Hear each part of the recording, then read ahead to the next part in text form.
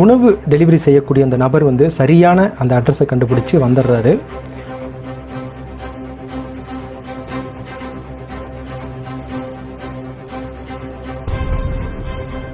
அந்த கேட்டின் கதவை வந்து தட்டுறாரு.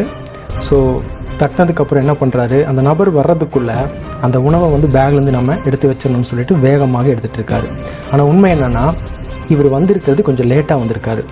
இந்த கோபத்தில் தான் அந்த கஸ்டமர் பார்த்திங்கன்னா வேகமாக அந்த கஸ்டமர் வெளியில் வராங்க. இவ்வளோ லேட்டாக வரேன்னு சொல்லி திட்டுறாங்க.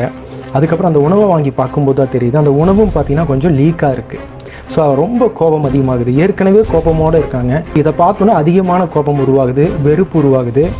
வாங்க மறுக்கிறாங்க. இந்த உணவை நான் வாங்க மாட்டேன், நீயே கொண்டு போயிடுன்னு சொல்கிறாங்க. ஆனால் அந்த டெலிவரி பாய் வந்து கெஞ்சறாரு, தயவு செய்து வாங்கிக்கிங்க, மன்னிச்சிடுங்கன்னு சொல்கிறாங்க. ஆனால் அதை வாங்க மறுக்கிறாங்க. கோபம் அதிகமாகிட்டே இருக்குது. இந்த கோபம் அதிகமானோன்னு இங்கே என்ன செய்கிறாங்கன்னு பாருங்கள். தூக்கி வீசிடுறாங்க. இதை பார்த்து அதிர்ச்சி அடைஞ்சு வருத்தப்பட்ட இந்த நபர் வந்து என்ன செய்கிறாருன்னு பாருங்கள்.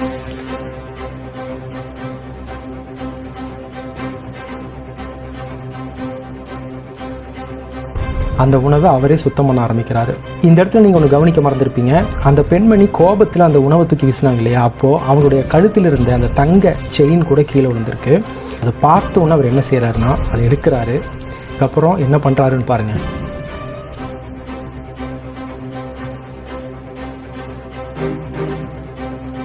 திரும்பவும் அந்த கஸ்டமரை திரும்ப அழைக்கிறாரு, அந்த பெண்மணியை திரும்ப அழைக்கிறாரு. ஆனால் ஏற்கனவே கடும் கோபத்தில் வெறுப்பில் உள்ளே போன அந்த பெண்மணி இவ்வளவு சொல்லி இந்த நபர் வந்து திரும்பவும் நம்மளை தொந்தரவு பண்ணுறாருன்னு சொல்லிட்டு கடும் கோபத்தோடு அவங்க வெளியில் வராங்க. கோபத்தின் உச்சியில் இருந்த அந்த பெண்மணி அந்த நபர் அந்த தங்கச்சியினை கொடுத்த உடனே அத்தனை கோபமும் அத்தனை வெறுப்பும் ஒரு நொடியில் சுக்குநூறாகி போய் தான் செய்தது எவ்வளவு பெரிய தவறுன்னு உணர்ந்த அந்த தருணம் தாங்க இப்போ நீங்கள் பார்த்துட்டு இருக்கிறது. ஸோ நாம் எப்படி ஒருத்தருக்கு பிஹேவ் பண்ணுறோம், நமக்கு ஆப்போசிட்டில் எவ்வளவு பெரிய கோபக்காரராக இருந்தாலும் சரி, எவ்வளவு வெறுப்புணர்வோடு இருந்தாலும் சரி, நீங்கள் எப்படி ரியாக்ட் பண்ணுறீங்க, உங்களுடைய நன்னடத்தை வந்து உங்களுடைய நல்ல குணம் எப்படி இன்னொரு மனிதனை அழகாக்கிறதுங்கிறத பாருங்கள்.